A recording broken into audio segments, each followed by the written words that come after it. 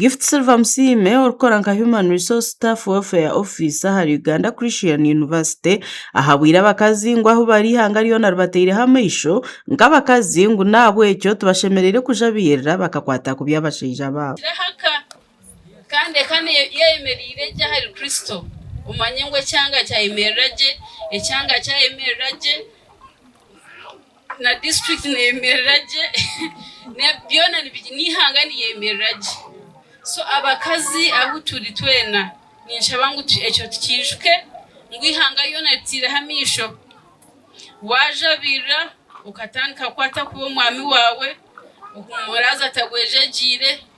nakuzo mu office narimo kora nakuzo kora business aburo mugisha I hope numango abakazi nitwe twine mugisha yabibitu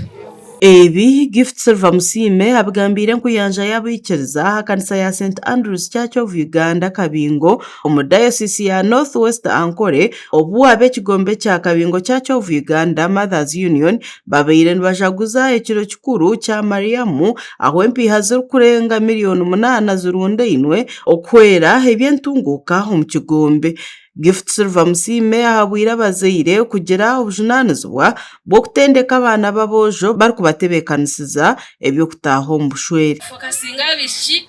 twaba preparinga for twabatebekanisiza obufumbo no bushwere bitabojo twabatebekanisa so oshanga babisha abutwatebekanise ababisha butwayigisize micwe ababisha butwagaidingireje bagenda bagwa mu mikono yabojo abojo batari trained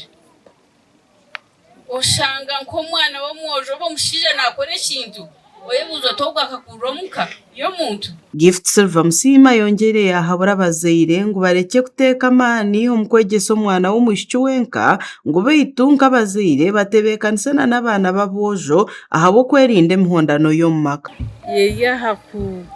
kuza abana bona kubatebekanisa maka habo kuba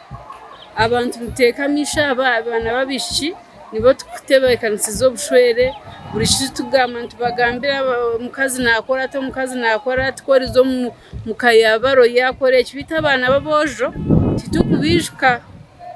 abana babojo titukubatebekanisiza obushwere. President wa Mothers Union mu Northwest Ankole Diocese Hilda Mwesigwa ahabwe arukugambira abayikiriza kujaguza ekiro kikuru cya Mariamu ashabira abashija n'abakazi ngo buri omwe ashyikiriza obujunanizwa bwe omukwenda kwerinda aho utabanguka mu maka.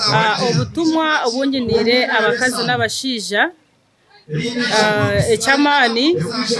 ahawizo oberi twabana twegangu buri omwe